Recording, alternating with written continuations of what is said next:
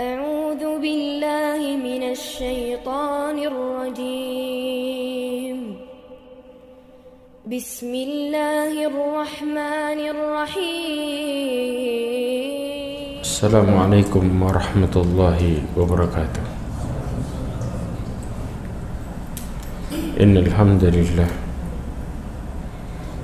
نحمده ونستعينه ونستغفره ونستهديه ونعوذ بالله من شرور أنفسنا ومن سيئات أعمالنا من يهده الله فهو المهتد ومن يضلل فلن تجد له وليا مرشدا.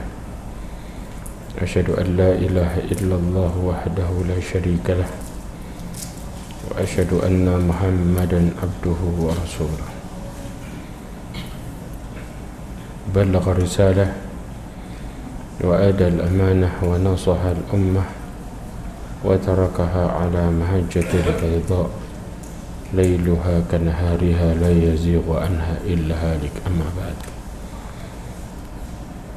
Alhamdulillah, kita bersyukur pada Allah Azza wa Jalla dengan segala nikmatnya, inayahnya, hidayah memberikan kepada kita semuanya. Allah Subhanahu wa ta'ala memberikan kepada hambanya petunjuk untuk melakukan kehidupan sebagaimana yang Allah ridhai.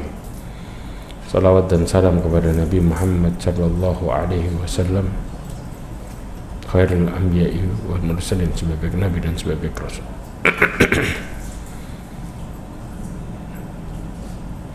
Ma'asyiral mu'minin rahimani wa rahimakumullah jami'an. Kita lanjutkan pembahasan kita lagi tentang masalah uthul thalathah. Kita bicara masalah yang kedua adalah sabar. Ya, sabar ini ada beberapa hal. Di antaranya sabar dalam menuntut ilmu. Imam Zuhri mengatakan man rama al-ilma jumlatan dhahaba anhu jumlah fa inna ma yu'khadul ilmu ala maril ayyam wa layali. Disebutkan barang siapa yang kepingin menuntut ilmu, ya, banyak sekaligus, perginya juga banyak. Karena orang menuntut ilmu itu, ya, dia harus cari dengan apa? Berhari-hari dan bermalam-malam, butuh pelan-pelan. Jadi kalau kita nih baru belajar, contoh nih, ada orang yang fenomena baru hijrah dan lain sebagainya, mempelajari ilmu langsung banyak, ya sudah, nanti kemudian apa? Lupanya juga banyak. Makanya orang-orang yang kemudian ilmunya nempel di dirinya, dia bolak-balik ngulang-ngulang belajar tiap hari. Ya, ini cara kita. Karena Allah Subhanahu wa ta'ala melihat kepada usaha hambanya. Kalau kita berusaha dengan baik, maka Allah akan kasih. Ya. Makanya coba orang yang memberikan kepada, ulama menjelaskan lagi, orang yang memberikan kepada dirinya memberikan kepada ilmu itu total, ilmu ngasih sebagian. Ya, kita nih nuntut ilmu secara totalitas. Dapat total enggak? Sebagian dapatnya. Tapi kalau kita ngasih buat ilmu setengah, enggak dapat apa-apa. Makanya coba orang nuntut ilmu setengah-setengah, dapat ilmu? Enggak. Makanya dia perlu total, baru dapat sebagian dari ilmu itu. Ini cara belajar sebenarnya. Kemudian Allah Subhanahu wa ta'ala berfirman, walakin kunu rabbaniyina bima kuntum tu'allimuna al-kitaba wa bima kuntum tadrusun. Allah katakan dalam surah Imran ayat 79, walakin kunu rabbaniyin, tapi jadilah rabbaniyin. Rabbaniyin ini yang dimaksud adalah para ulama yang mengajarkan ilmu secara bertahap, pelan-pelan. Itu yang disebut dengan rabbaniyin. Ya. Kemudian bima kuntum tu'allimunal kitab, karena engkau mengajarkan kitab, artinya ajarkan bertahap. Itu perintah Allah. Wa bima kuntum tadrusun, terhadap apa yang kau pelajari. Jadi Allah sendiri menyuruh kita kalau mau ngajar sama belajar pelan-pelan, bertahap. Nggak bisa kemudian sekaligus banyak. Makanya kadang-kadang kita ini kalau duduk di majelis ilmu, ya, begitu duduk, tapi kita kemudian diambil sekali duduk langsung 4 jam. Terakhir ditanya, faham dari pertama? Lupa awalnya. Makanya butuh bertahap, sedikit, lanjut lagi. Intinya praktek, bukan cuma numpuk aja. Kadang-kadang kita tiap hari nyatet, tapi berapa banyak catatan kita bisa bermanfaat buat kita. Karena intinya dari catatan itu, makanya mereka dulu, ya, mereka mengulang-ulang, mereka murojaah terus, makanya ilmunya benar-benar berkah luar biasa. Karena itu intinya, ya. Kemudian Al-Imam Bukhari menjelaskan, ay rabbaniyun alladhi yurabbin nas bizzaghar ilm qabla kibari. Orang yang disebut dengan Rabbani adalah orang yang mendidik masyarakat, mendidik orang-orang dengan ilmu-ilmu yang kecil sebelum ilmu-ilmu yang besar, mulai dari dasar. Maka ini disebut dengan orang-orang yang Rabbaniyin. Makanya disebutkan dalam Fathul Bari disebut dengan bitadarruj, perlahan, pelan-pelan. Ini cara seseorang. Bahkan dikatakan talabul ilmi afdal minal a'mal liman sahhat niyah, ya, liman sahhat niyatuhu. Menuntut ilmu itu adalah afdal a'mal, amalan yang terbaik barang siapa yang niatnya benar. Kalau niatnya benar jadi amalan terbaik, karena semua berawal dari niat. Tapi kalau niatnya buruk dalam menuntut ilmu, hanya sekedar untuk dikatakan sebagai orang alim, naudzubillah min dzalik. Ini yang menjadi kisah salah satunya penduduk neraka pertama, karena mereka nuntut ilmu dan menyampaikan supaya dikatakan sebagai alim, orang yang berilmu, naudzubillah. Kemudian sabar dalam beramal. Jadi subhanallah, Allah Subhanahu wa taala mengatakan illal ladzina amanu wa amilus salihat wa tawassaw bil haq wa tawassaw bis sabr. Saling mewasiati dalam kesabarannya yang terakhir. Tahu maksudnya? 3 komponen di awal butuh sabar semua. Nuntut ilmu pakai sabar, beramal pakai sabar, nyampein pakai sabar. Makanya ujung-ujungnya wa tawassaw bil haq. Bahkan dijelaskan, kita melakukan 3 hal di awal tidak akan pernah bisa dengan baik kalau nggak pakai yang keempat. Semua butuh sabar. Makanya Rasulullah menjelaskan apa? Laisa ata'an khairan wa awsa'u minas sabr. Nggak ada pemberian yang lebih baik dan yang lebih luas daripada kesabaran. Karena semua linear hidup kita itu butuh sabar. Kita jalan ketaatan kepada Allah butuh sabar? Iya. Menjauhi larangan butuh sabar, ngadepin cobaan butuh sabar, semua butuh sabar. Kemudian sabar dalam melakukan amal saleh, ya, sebagaimana mereka juga bersabar dalam menuntut ilmunya. Kemudian sabar dalam berdakwah, ya.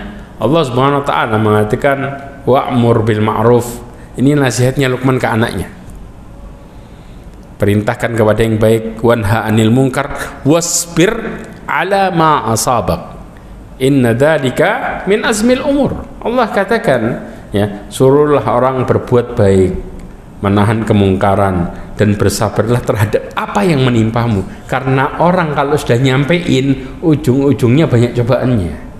Jangan jauh-jauh lah, manusia yang terbaik dengan akhlaknya, dicintai masyarakatnya total. Bahkan ketika Rasulullah menikah semuanya senang semuanya. Bayangin, yang senang dengan akhlaknya total semua masyarakat. Begitu datang wahyu, nyampein pertama kali langsung ditolak. Lah kita primadona bukan, perhatian, pusat perhatian bukan, kadang-kadang ada masih banyak kesalahannya. Kemudian ketika kita berdakwah ditolak sekali, kemudian kita kempes, ya, atau putus asa, ini yang bahaya.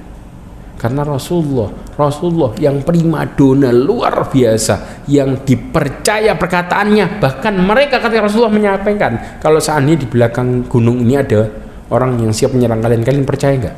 Kata mereka, kami nggak pernah mendapati engkau berbohong. Jawaban orang Quraisy saat itu, kami tidak pernah mendapati engkau berbohong. Mereka percaya banget, percaya. Ya, tapi apa yang terjadi? Begitu Rasulullah mengatakan ku anfusakum wa ahlikum nara, pamannya sendiri langsung yang mengatakan tabban laka ya Muhammad. Ini menunjukkan bahwa permusuhan, penolakan terjadi dari dalam langsung, gak tanggung-tanggung. Sedangkan kita ya ikhwah, kalau kita masih menyampaikan sekali kemudian kita berharap orang senang sama kita terus, mustahil, gak bakal kita bisa hidup tenang.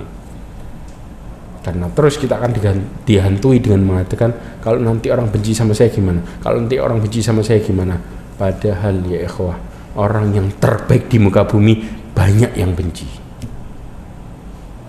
Bagaimana dengan kita yang tidak mendapatkan predikat itu, kemudian kita dibenci, kemudian ciut? Berarti hidup kita masih karena manusia.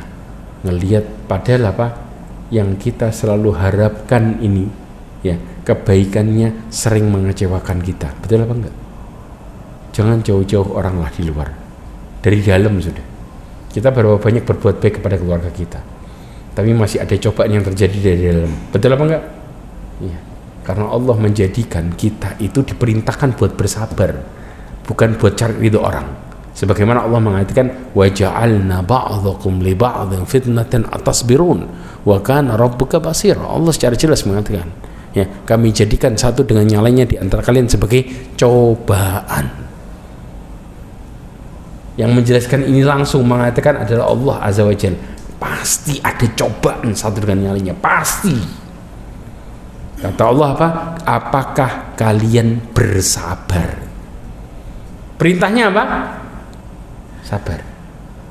Orang yang bersabar ya ikhwah, Allah mengatakan wa kana rabbuka basira. Orang yang bersabar itu bakal balik sama Allah.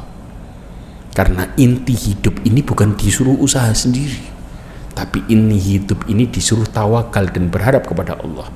Dan orang-orang yang berserah diri kepada Allah, mereka yang berusaha untuk mencari ridha Allah dan memperbaiki diri. Ini inti perintahnya, kita disuruh hidup kayak gitu.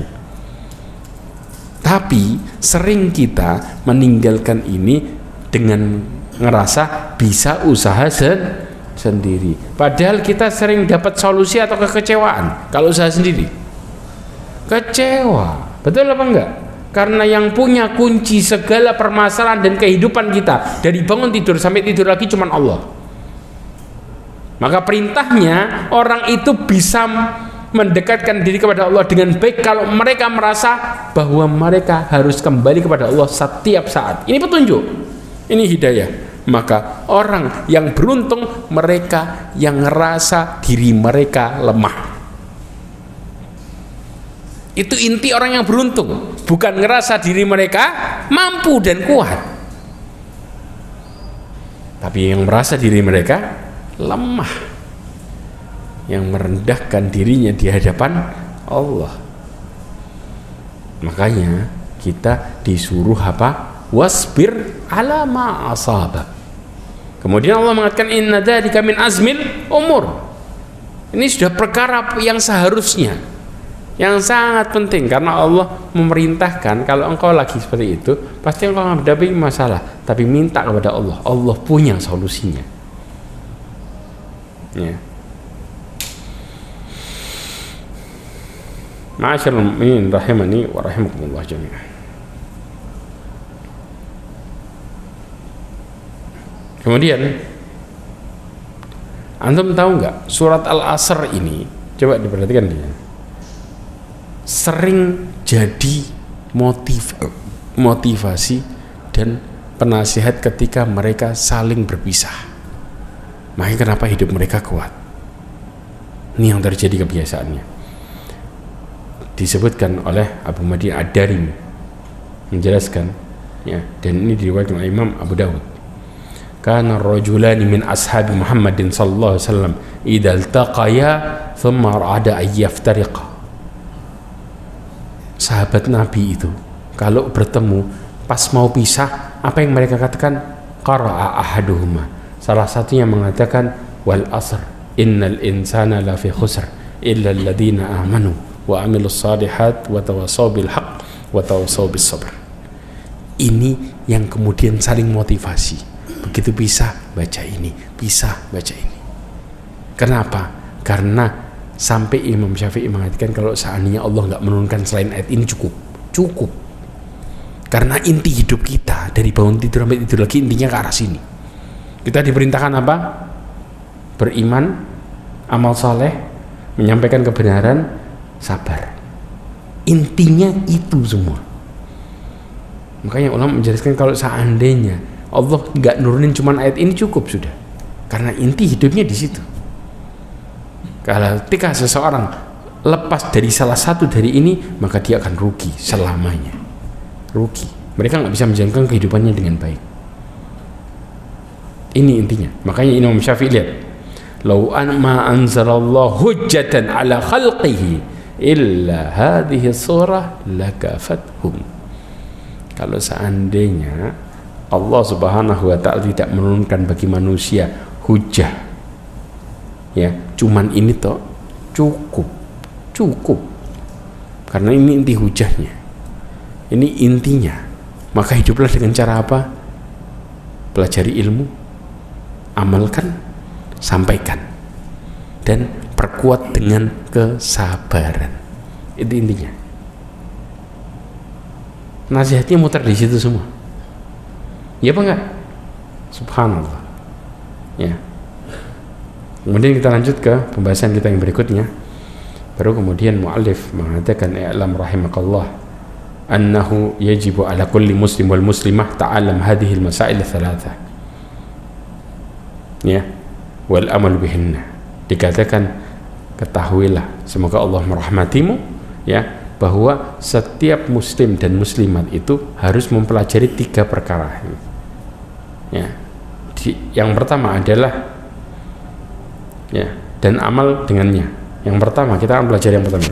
Dikatakan wal al-ula, yang pertama annallaha khalaqna wa razaqna. Perhatikan, Allah ini menciptakan kita. Paham? Memberikan rezeki kita. Jelas? Kemudian walam yatrukna hamala. Tapi Allah itu tidak membiarkan kita begitu saja. Semua ada konsekuensinya. Allah nggak menciptakan habis itu dibiarin aja gitu aja. Enggak. Ada aturannya. Bal arsala ilaina rasulan faman ata'ahu dahal jannah wa man asahu dakhalan nar. Akan tapi Allah itu mengirim kepada kita apa? Utusannya, rasulnya. Siapa yang mentaati rasulnya masuk surga. Bermaksiat masuk neraka. Itu intinya. Maka di sini Allah SWT tidak meninggalkan kita terlantar begitu aja. Tapi aturannya datang dari mana? Dari Allah lewat rasulnya. Siapa yang mentaati rasul masuk surga. Nurut patuh masuk surga. Tapi mentaati rasul tetap semua harus dilakukan karena Allah Azza wa Jalla. Ya, tapi siapa yang bermaksiat tidak sesuai dengan aturan hidup yang dicontohkan sama Rasul, dan Rasulnya sama-sama manusia, tahu maksudnya apa? Kalau Rasulnya sama-sama manusia, berarti semua orang bisa ngelakuin enggak? Coba kalau Rasulnya dari malaikat, orang nanti akan apa? Ngeyel dengan mengatakan itu kan malaikat, lah kita manusia, betul enggak? Makanya diutus Rasulnya dari manusia. Berarti manusia bisa ngikuti, bukan nggak bisa. Ada kalanya kecewa, sedih. Rasul juga gitu nggak? Sama. Ya, kita sering kadang-kadang mengatakan, pokoknya selama sama-sama makan nasi, saya bisa. Betul apa enggak? Kata-kata ini secara tidak langsung menggambarkan diri kita itu, ya, kita semua di posisi yang sama sebenarnya. Karena apa? Kalau sama-sama makan nasi, makanya Rasulullah itu juga makan kan, sama. Paham ya di sini? Makanya menunjukkan bahwa kita ini nggak bisa ngelak di posisi itu. Maka kemudian apa? Dalilnya apa? Inna arsalna ilaikum rasulan syahidan 'alaikum kama arsalna ila fir'auna rasula fa asa fir'aunur rasula fa akhadnahu akhdaw wabila. Allah SWT mengatakan, ya, sesungguhnya kami utus kepada kalian utusan kami syahidan alaikum, sebagai apa? Saksi atas kalian, sebagaimana kami utus kepada Fir'aun utusan. Maka Fir'aun pun bermaksiat terhadap utusan tersebut. Maka kemudian apa? Kami siksa Fir'aun dengan siksaan wabila. Wabila itu apa? Berat. Berarti konsekuensinya, kalau taat surga, kalau maksiat neraka. Makanya Allah katakan siksa. Karena apa? Bermaksiat. Ma'asyarul mu'minin rahimani wa rahimakumullah. Coba perhatikan baik-baik. Ya, perkara yang harus kita pelajari secara umum, ya, adalah yang pertama, bahwa Allah itu ada, ya, kemudian menciptakan kita, tidak membiarkan kita begitu saja, tetapi kita diperintahkan untuk taat kepada Rasulnya. Ya, ini yang pertama. Pernah terjadi sebuah perdebatan orang yang nggak meyakini Allah itu ada. Siapa mereka? Ateis, orang nggak punya Tuhan. Imam Abu Hanifah itu ngutik, kalau kita bilang apa ya, menyentuh fitrahnya manusia dengan diajak berpikir tuh orang ateis tuh. Orang ateis ini kan punya akal kan? Oke. Diajak berpikir sama Imam Abu Hanifah. Kata Imam Abu Hanifah, gimana pendapatmu? Kalau ada kapal, ya, kapal itu dikasih muatan. Muatannya apa?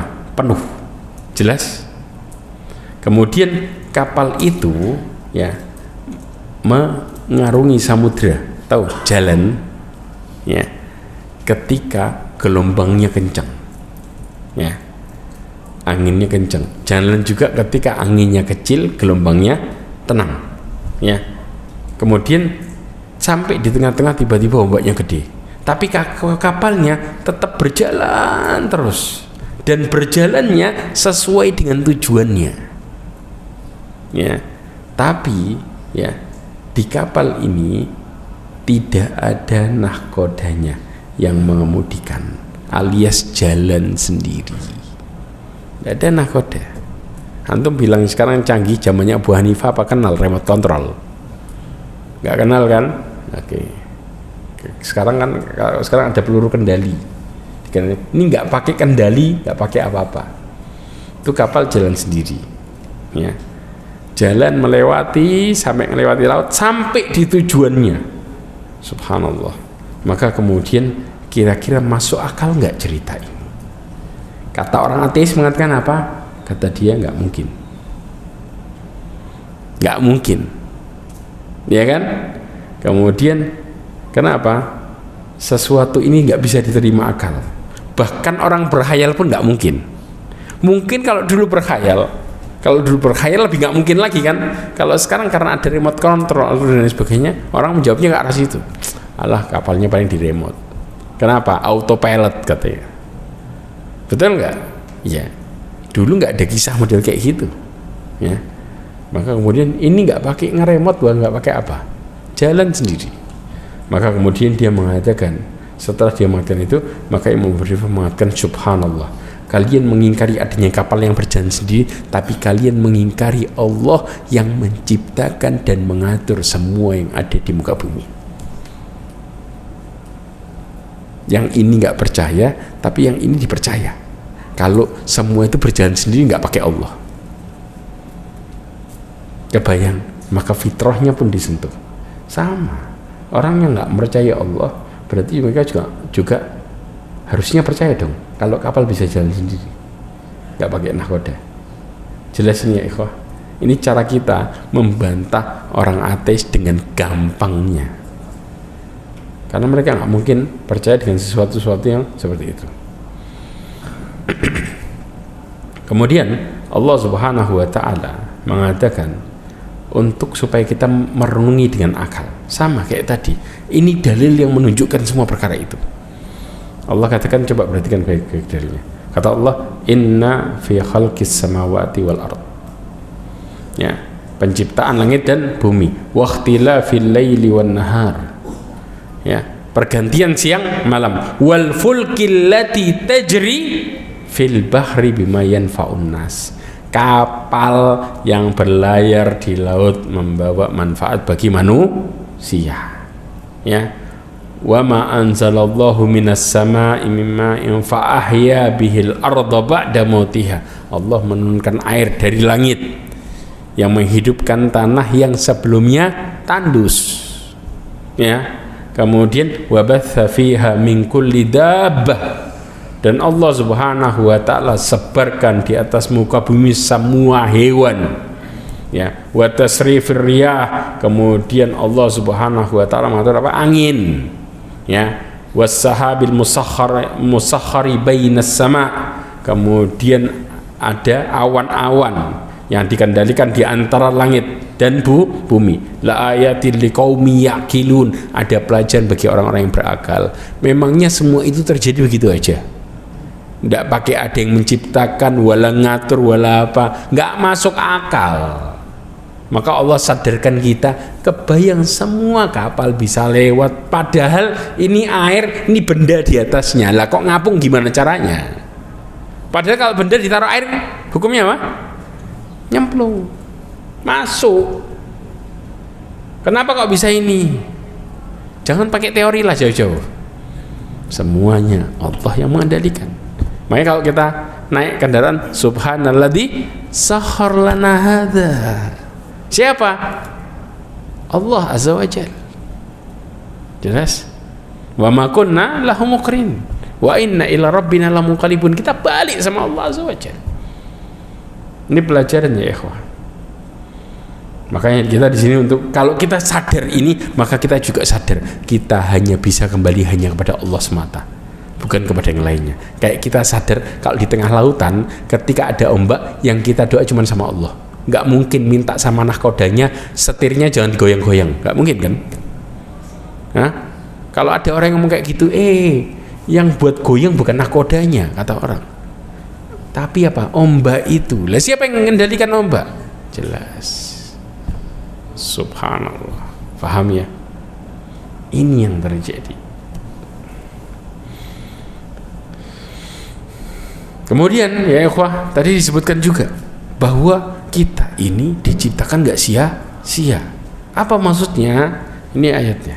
Allah SWT mengatakan, afa hasibtum annama khalaqnakum abatha wa annakum ilaina la turja'un. Apakah kalian mengira bahwa kami menciptakan kalian buat apa? Main-main, istilah kita apa? Royit, ya, nyantai, nggak terjadi sesuatu, nggak ada tuntutan. Kenapa? Ingat kalian bakal balik sama Allah. Nah, ada sebuah pelajaran besar. Kalau kita sering mengatakan inna lillahi wa inna ilaihi rajiun, pegang 4 hal. Pelajarannya pegang 4 hal. Dan ini dikatakan oleh Imam Qadhi bin Iyad. 4 hal ini apa? Yang pertama, orang yang mengatakan innalillah maka dia yakin akan kembali kepada Allah. 1. Jelas? 2. Saya tunjukin dalilnya. Jadi kita bisa langsung lihat. Nih, seseorang yang mengatakan, ya,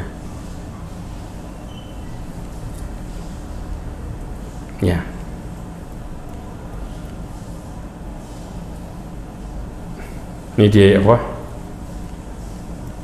Seorang yang mengatakan innalillah, dia yakin bahwa akan kembali kepada Allah. 1.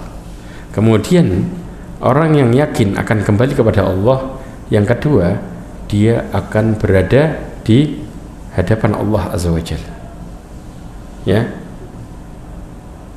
bahwa dia akan berdiri di hadapan Allah. 2. Faham?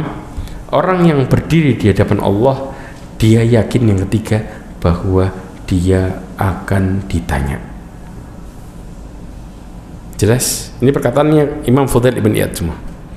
Yang keempat, orang yang yakin bakal ditanya, maka dia harus mempersiapkan jawabannya. Berarti apa? Kita balik sama Allah. 1. kita bakal berdiri di hadapan Allah. 2, kita bakal ditanya. 3, kita harus persiapkan jawabannya. 4, endingnya sudah dapat jawaban belum?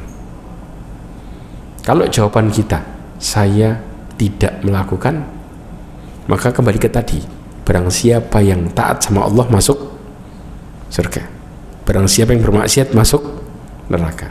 Berarti orang yang nggak punya jawabannya, kemana larinya? Kemana larinya? Ketika dia mengatakan nggak nurut, kemana larinya? Neraka. Kalau dia mengatakan bisa jawab, kenapa engkau melakukan ini? Kemana hartamu? Oh, saya infakkan. Oh, saya manfaatkan dengan baik.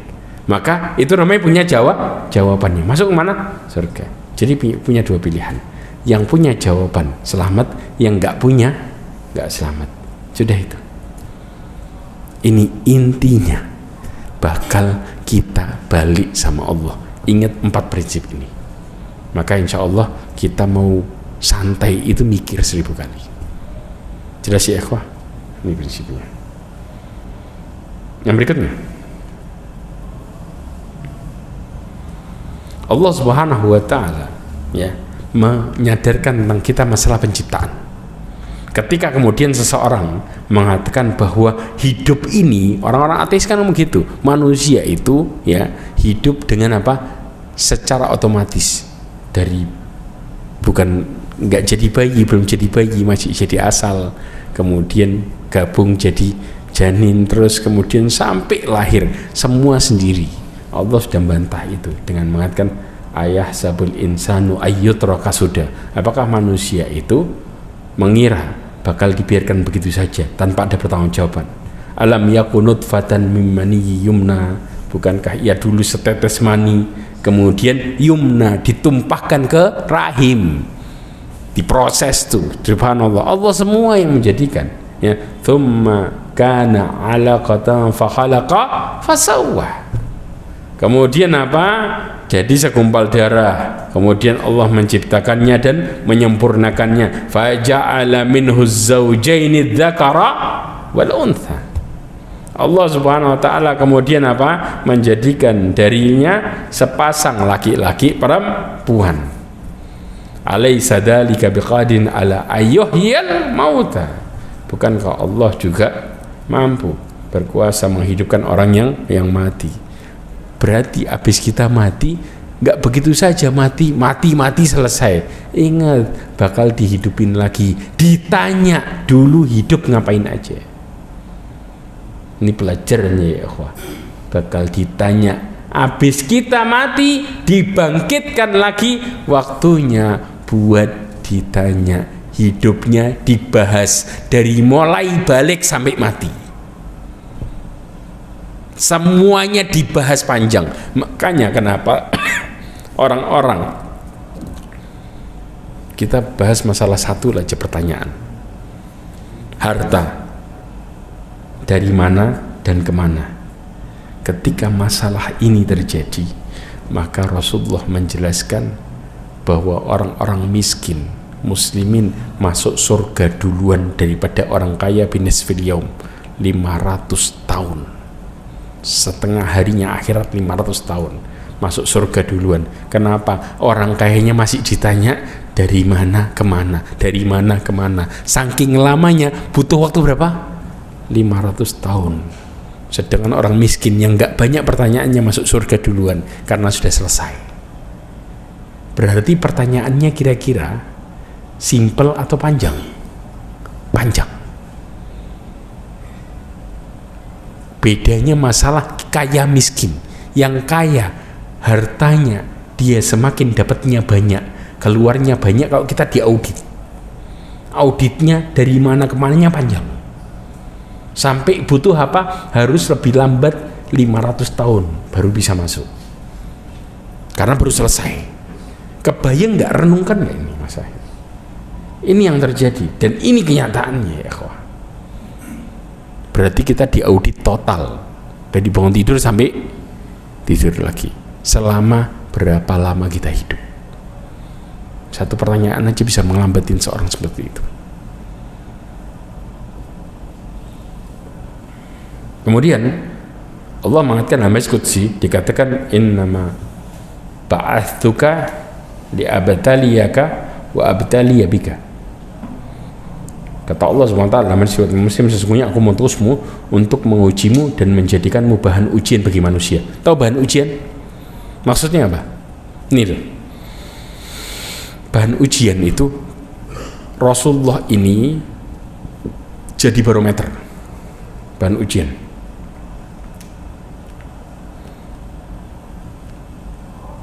Coba perhatikan baik-baik. Ya. Allah mengatakan falyahdharil ladzina, hendaklah takut orang-orang ya yang menyelisihi apa? Perintah Allah Azza wa Jalla. Ya. Mereka mendapatkan fitnah ketika mereka menyelisih perintah Rasulullah SAW, maaf Rasulnya maksudnya, falyahdharil ladzina yukhalifuna an amrihi an tusibahum fitnah. Mereka akan mendapatkan ya cobaan atau musibah di dunia dan adab di akhirat. Ayat ini di dalam tafsir ya Syekh Abdurrahman Ibn Nasir As-Sa'di menjelaskan juga dijelaskan juga Al-Imam Ibnu Katsir bahwa semua ya perkataan dan perbuatan Rasulullah merupakan barometer bagi manusia. Jadi seseorang yang mengikuti Rasulullah SAW ya maka mereka akan selamat hidupnya. Tapi mereka yang menyelisihinya maka mereka kena dua konsekuensi ini, musibah dunia, adab akhirat. Jelas? Berarti Rasulullah sebagai apa? Sebagai ujian. Ujian ini ya, fitnah tadi punya dua sisi.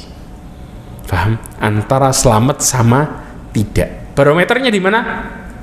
Di Rasulullah SAW. Itu barometernya. Kalau kita mengikuti Rasulullah maka kita selamat. Begitu kita hidup kita nggak sesuai maka Allah kasih konsekuensi musibah dunia, adab akhirat. Jelas? Ini tafsiran dari ayat ini.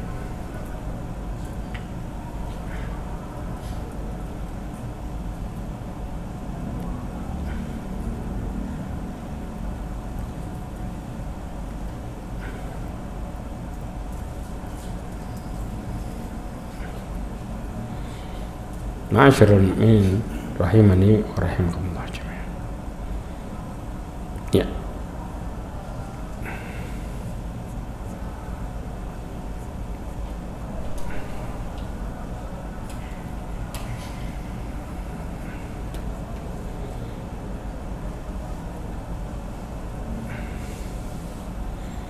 Lanjutkan lagi.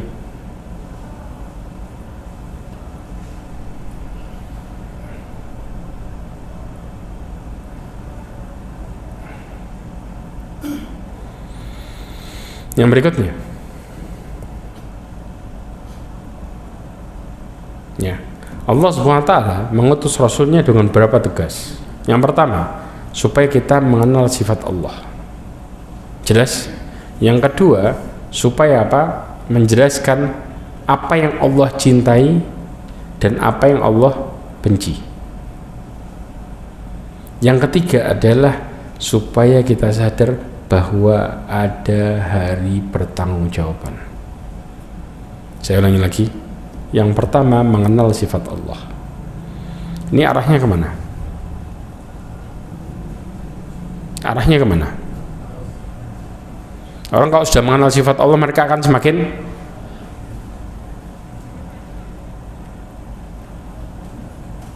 semakin cinta sama Allah Azza wa Jalla. Kenapa? Coba. Kenapa Rasulullah SAW memerintahkan kita man ahsaha walillahi asmaul husna fad'uhu. Allah mengatakan walillahi asmaul husna fad'uhu biha. Kemudian Allah itu juga kata Rasulullah memiliki nama-nama yang baik. Man ahsaha dakhal jannah. Barang siapa yang menghitungnya atau mempelajarinya maka masuk surga. Kenapa kita disuruh mempelajari asmaul husna? Ada yang tahu jawabannya? Kenapa? Ada yang tahu nggak? Sebenarnya jawabannya di sini. Semua masalah kita, ya, kenapa? Solusinya di Asmaul Husna. Jadi solusinya di Allah. Ini intinya, bahwa kalau kita mempelajari Asmaul Husna, kita akan semakin total balik sama Allah dan gak bakal cari solusi kanan kiri. Orang ini ya, karena nggak tahu ilmunya, akhirnya sama Allah berakhir dengan suudon. Ya apa enggak? Kita ini kalau nggak kenal sama Allah Azza wa Jalla, bagaimana Allah itu saking baiknya sama kita, karena nggak tahu ilmunya, maka berakhir dengan suudon. Tapi begitu kita tahu ilmunya, maka suudon itu akan jauh dari kita. Perhatikan ini baik-baik. Kita pernah bahas masalah ini. Al-Imam Ibnu Qayyim menjelaskan seorang hamba itu melakukan sesuatu yang haram karena dua sebab. Yang pertama yaitu suudonnya sama Allah, ya kan? Karena itu kalau dia mentaati perintah Allah, ya, maka dia bakal ngelakuin yang halal kalau nurut. Tapi begitu suudon sama Allah, akhirnya apa? Yang haram diterjang. Suudon. Dua, ya, karena hawa nafsunya ngalahin sifat sabarnya dan nutupin akal sehatnya. Kita mau coba perhatikan baik-baik. Orang ketika melakukan sesuatu yang haram, sadar nggak itu nggak boleh? Sadar kan? Pertanyaannya, kenapa seseorang kemudian sudah tahu nggak boleh, kemudian tetap dilakuin? Karena nafsunya menutupi akalnya. Akal mengatakan ini buruk, tapi begitu masih diterjang, subhanallah, berarti akalnya nggak berjalan. Betul nggak? Kita sudah tahu nih, ya, ini racun, kalau dimakan mati. Begitu orang makan, apa kata orang? Kata orang apa? Hah? Gila. Betul apa enggak?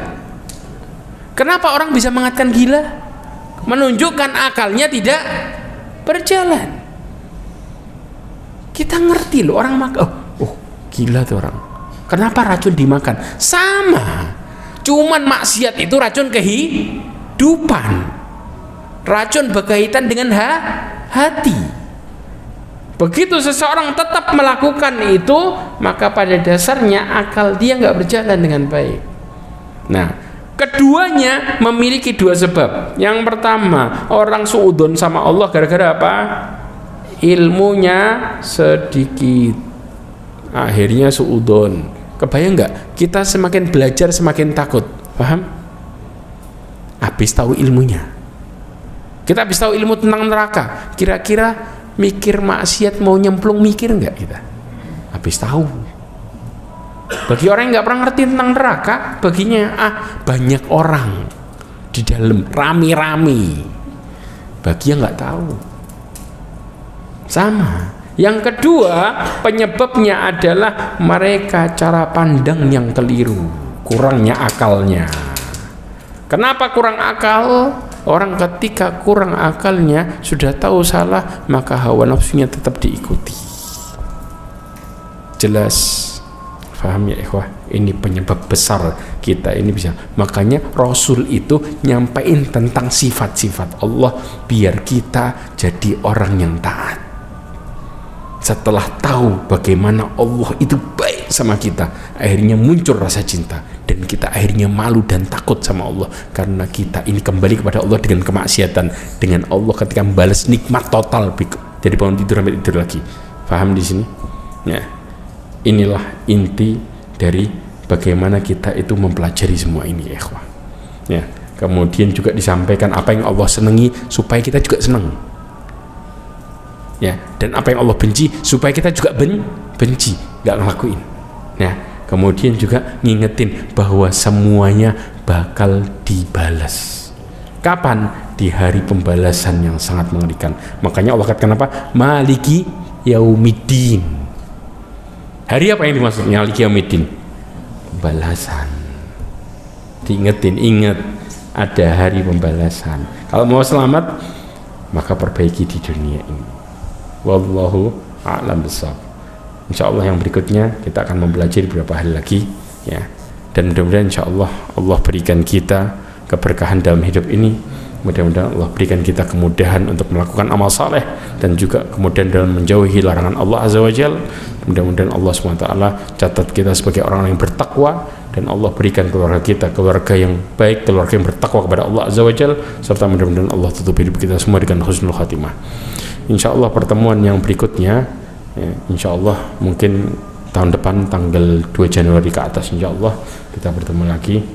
Ini yang bisa saya sampaikan, kurang lebihnya mohon maaf. Subhanakallahumma bihamdika asyhadu an la ilaha illa anta astaghfiruka wa atubu ilaik wa akhiru da'wana alhamdulillah wassalamualaikum warahmatullahi wabarakatuh.